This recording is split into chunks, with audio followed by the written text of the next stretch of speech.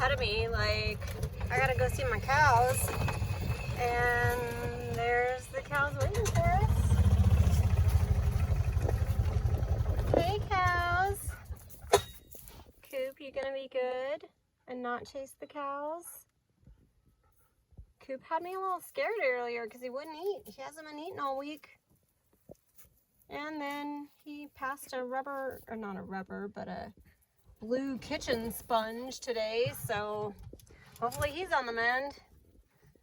Apparently the cows keep eating the tractor wires. So see how that goes. But I got some cattle cubes for him. I can't seem to get Cookie in action, but she has like the zoomies big time because she's so excited to see her cows. I think too she's looking for a little fresh cow poop. Oh, hi girls. Coop. You scared them.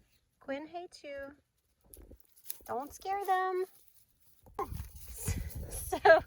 So this herd was used to 3 LGDs, Anatolian mixes, so they're not too bad, but yeah, Coop's just not used to them yet. So I'm happy that he's just exploring the field, and there goes Cookie showing off. She's so excited.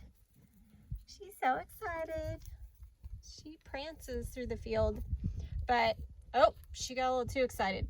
So yeah, I'll take the cattle cubes over to the girls so that they can get their treats for dealing with these crazy dogs. But yeah, he seems to have gotten a little immune to them by now, which is good. So Quinn refuses to come in the corral now because of what happened to him in here last week. Although he was not hanging out in here very much before that either. But he got banded last week, so he is officially now a steer. And he has a trip to freezer camp at some point in his future. But we do have another, I guess, sibling coming along. One of these days will think to look and see how Lottie and Lilac are related. Aunt and niece, I don't know what that makes the calves, but the next generation. So Lilac on the left is definitely starting to show some signs, and she's starting to get a little bit of a bag, and her teats are showing. So yeah, we were thinking probably around April 1st, and might even come a little bit sooner than that. But I don't know. We had probably 2 or 3 weeks, maybe 2 weeks with Lottie when she had Quinn over there. So I don't know. Might be by the end of the month we have another calf here at Time Pastures. We are absolutely hoping for a girl.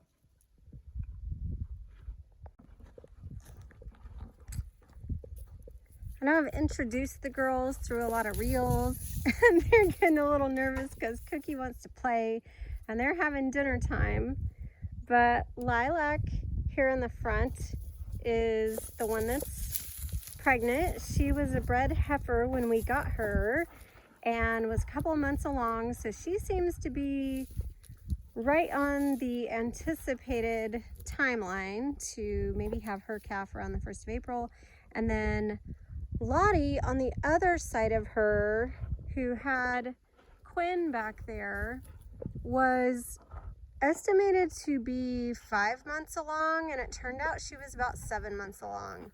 So she had Quinn over Thanksgiving when we weren't expecting him until around January 1st.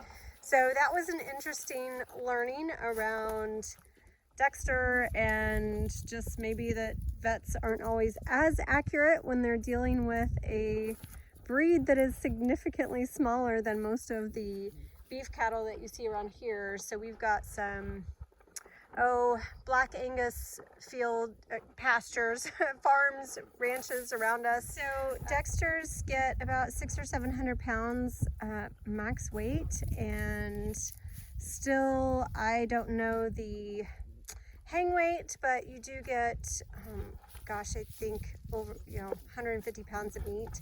So I will fact check myself, but not what you'd breed for larger scale operation, but for just us, little Quinn back there will grow into a nice supply of beef.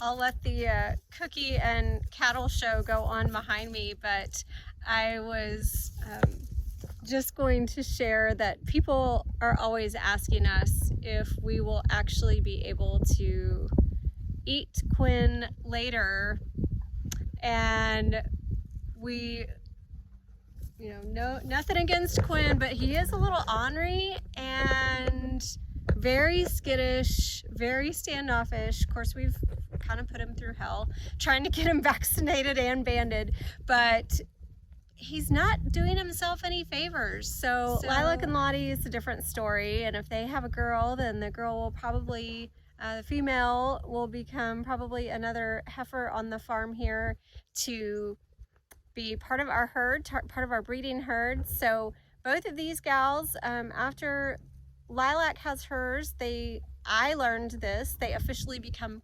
cows. They are heifers until they have had their first calf.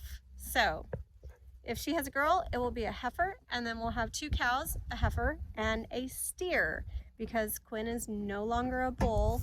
Now that he has been banded, his male parts are taken care of.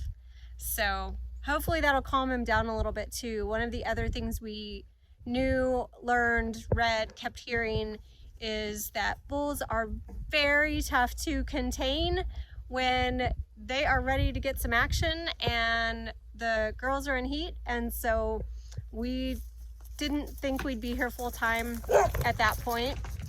And now I got the dogs chasing them, but we didn't want to have to contain a bull when we weren't here full time. So we're glad that, first of all, we've got a house here. We can be here way more often, but second of all, that we don't have to worry about it now with Quinn and him getting a little feisty in a couple more months. So that's that, and that's our evening feeding time. Our cattle cubes, I give them, or Ryan gives them one of us as soon as we get to the property on the weekends, and they get their nice treat for the weekend.